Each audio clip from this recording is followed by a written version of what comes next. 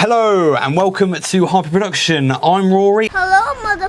And in this episode, I'll be showing you how to make your claps sound really full and thick and just punch through your mix. Punch. The question is this the best sounding clap ever in the world? Stay tuned to find out.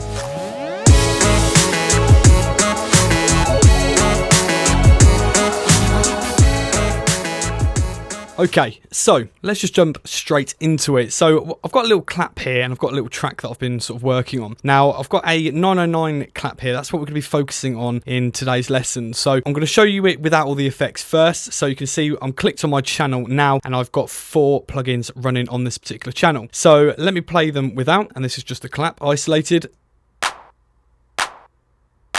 And then this is with all the plugins on. Let me just switch those off and play it in context with the mix and you'll see exactly what I mean. Okay, and then I need to put them on because that sounds dreadful.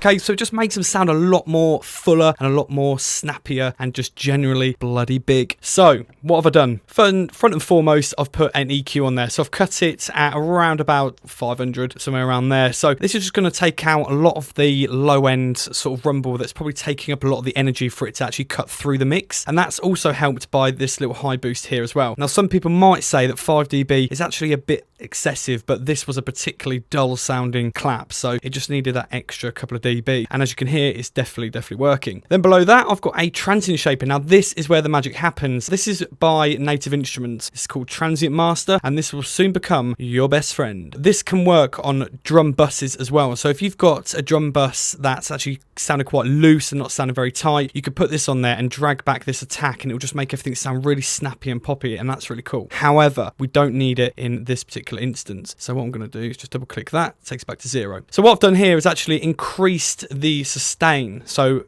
you can kind of see what I'm doing here. It's very simple, but I'm just showing you the tools and the A/B referencing of what it can actually do to your claps in case you weren't already aware. So we're going to bump this up to 47%, and let me just take that off and leave the rest of the plugins on, and this is what it sounds like without it on.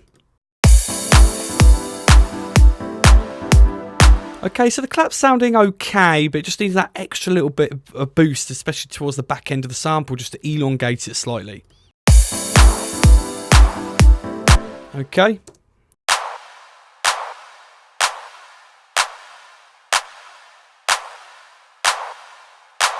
I'll tell you what, this plugin it's like wizardry. But there is a similar stock plugin within Logic Pro 10 called the Envelope, which can kind of do the same, but it is awful. I mean, it really does sound very bad. It just introduces a lot of clicks and stuff like that. It's just rubbish. Anyway, so if you haven't already, go and purchase yourself a copy of Native Instruments Transient Master. It's well worth the money. It's really good. Now, after that, we've got an overdrive plugin. I've actually got a video about this. This is quite possibly the most underrated plugin within Logic Pro 10. It certainly is. Now, the little trick here is you simply put the tone all the way around, you put the drive to 2, but then you equal it out by pulling down the output to -2 as well. So let me turn this off and then play it. And then with. Just helps it cut through that mix so much better. It's definitely the most underrated plugin within Logic Pro 10. Then after that, we have a reverb. This is, as you can imagine, it's just adding a bit of reverb. It's just making it sound a little bit longer towards the tail end. So here are the settings. So I've got the high cut up slightly just to make sure that it's not actually swallowing it up too much. I've got the size at 104 because obviously we want that bit of a tail. This is what's going to be controlling a lot of the tail end of that. It's the size, okay? I've got the dry put all the way to 100%, and I've got the wet at 21%. Now, you might think I've got the wet actually quite low, but what happens when you put a reverb plugin on the same channel as the element that you're trying to affect? It can actually end up swallowing it a bit too much. Let me show you exactly what I mean. So it just loses a lot of that punch and a lot of that punch through power. So we just dial it back a little bit and just make sure that we've got exactly however much that we need. So then we're welcomed with this. So without to this. Then inside the mix,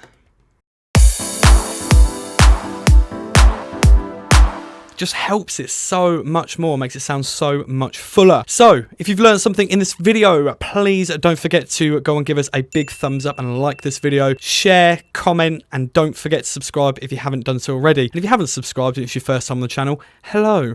Hello.